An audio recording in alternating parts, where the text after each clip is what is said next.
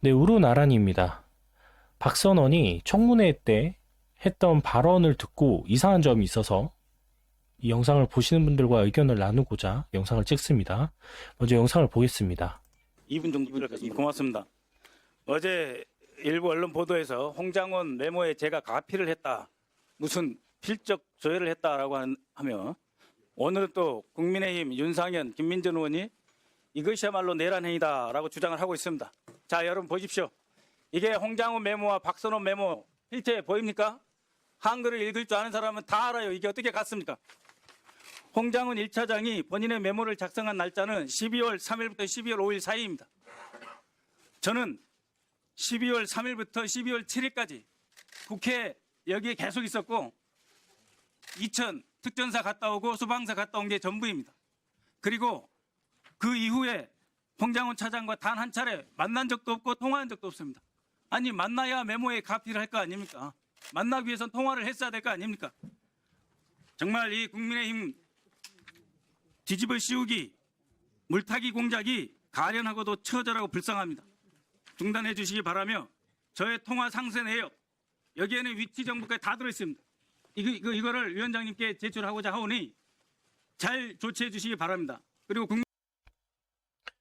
일단 박선원의 주장을 요약을 하자면, 첫 번째, 홍장원의 메모는 12월 3일에서 12월 5일 사이에 작성이 되었고요. 박선원은 12월 3일 계엄 이후부터 12월 7일까지 국회에 있었다라고 합니다. 그리고 그 중간에 이천 군부대 두 군데 방문을 하고, 그 이후에도 홍장원이랑 단 한 번도 통화를 하거나 만난 적이 없다라고 주장을 합니다. 그리고 덧붙여서 홍장원이랑 만나야 원본 메모에 가피를 할 수 있지 않겠느냐라고 얘기를 합니다. 그러니까 즉 박선원은 홍장원과 만난 적도 없고 연락을 한 적도 없다고 합니다. 그러니까 이 말을 꼭 기억해 주셔야 됩니다. 다음 영상 보겠습니다. 제가 증인한테 직접 여쭤볼 건 없고요. 아까 피청구인 측에서 을 127호증의 이의를 제시하셨지 않습니까? 그것이 어디서 나온 건가요? 그 사진. 네.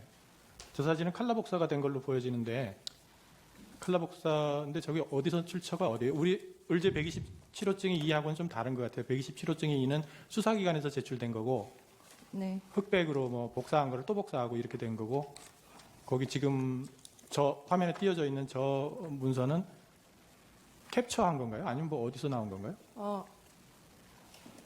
김호준의 뉴스공장에서 이제 이 박선원 의원실에서 제공했다라는 그거를 캡처한 네, 거. 캡처를 해서 네. 이 부분은 다른 것이고요. 사실 이것은 제가 그 나중에, 그러니까 홍장원에 대한 증인 신문 이후에 이 사진 파일만 다시 별도로 받은 것입니다. 사실 이 김호준의 뉴스공장에 나온 이 파일 자체도 흐릿해서 이 지금 사진을 출력한 것보다는 훨씬 더 해상도가 떨어집니다. 그러니까 그 사진이 어디서 나온 거예요? 이거는 제가 아는 기자로부터 받았습니다. 그러면 혹시 청구인 측에서 저 원본이 있나요? 일단 이 영상, 지금까지 영상에 대한 요약을 하면, 정영식 재판관이 원본 메모 증거 사진이 헌재에서는 흑백 사진으로 되어 있는데 김계리 변호사가 제출한 사진은 컬러인 거예요.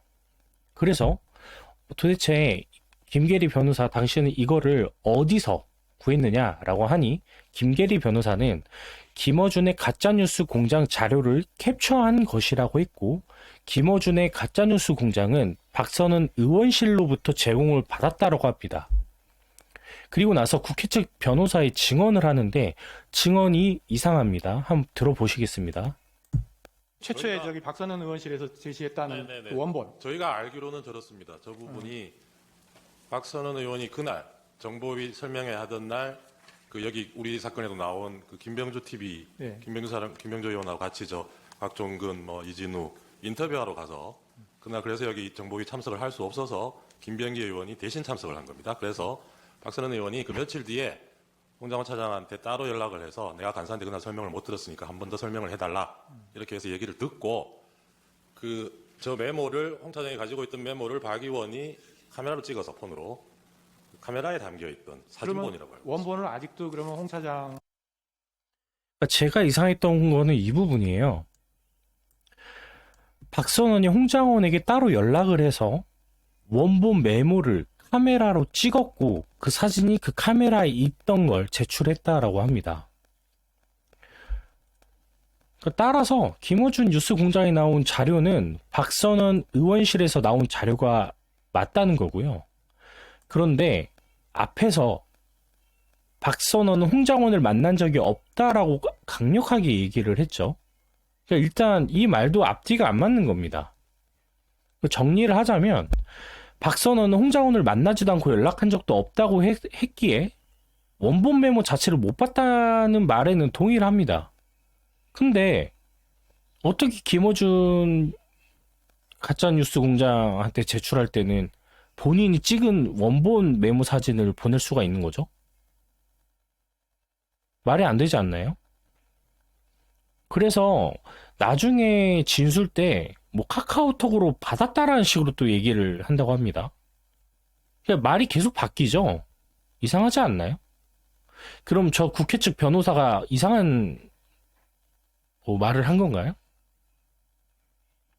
그리고 저는 박선원의 행동도 이해가 안 가는 게 그 청문회에서 딸랑 그 사진 하나 들고 흔들면서 얘기를 하면 당연히 일반인들은 알 수가 없죠. 같다고 생각을 못 하겠죠.